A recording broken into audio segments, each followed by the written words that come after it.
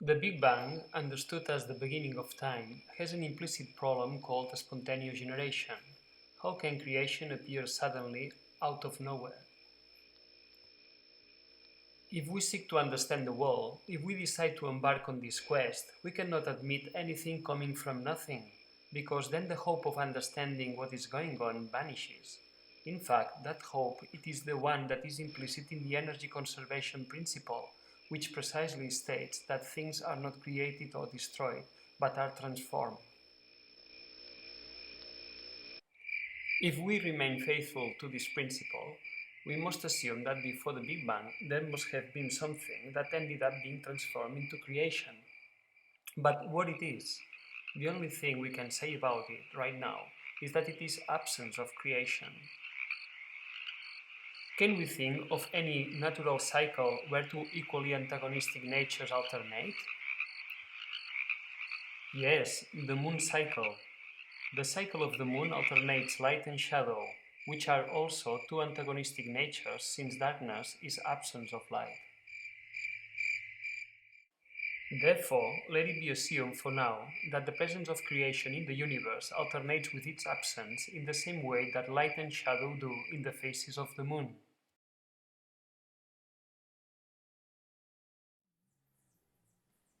Then, within this analogy, the new moon would be the equivalent of the Big Bang, while the full moon would be the equivalent to a universe in maximum expansion.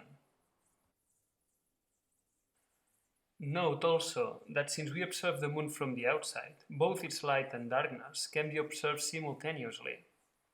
Then one can state that the sum of the dark surface plus the illuminated one always gives a constant value equal to the visible surface of the moon. Now imagine that the shape of the illuminated part of the moon in its waning phase can be deformed to become a square of side x. In a similar way, let y squared be the area of the dark part. Then the expression that accounts for the total surface of the moon is x squared plus y squared equals 1. Since this expression relates the legs of a right triangle, the different faces of the moon can be represented by right triangles.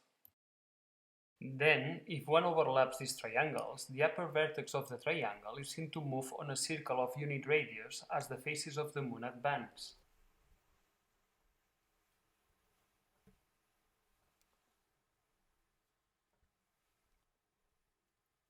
And now the question is, could we find a similar representation in the case of the universe? That is, can the cycle between presence and absence of creation be expressed in the same way? The main difference between the cycle of the moon and that of the universe is that while we see the cycle of the moon from the outside, we cannot do the same with the universe. That is, we cannot look at the universe from the outside because we are a part of the structure. We only see what it is, that is, the light in the analogy of the moon, while what is not, or the shadow, is inconceivable to us. And this is a fundamental difference. But how can we account for this difference, algebraically speaking? How can the self be included in the structure? In this sense, we are pleased to announce that we have found a way to do it. It can be shown that the first consequence that derives from the introduction of the self into the structure is a cyclic movement of contraction and expansion, that is, a beating or a breathing.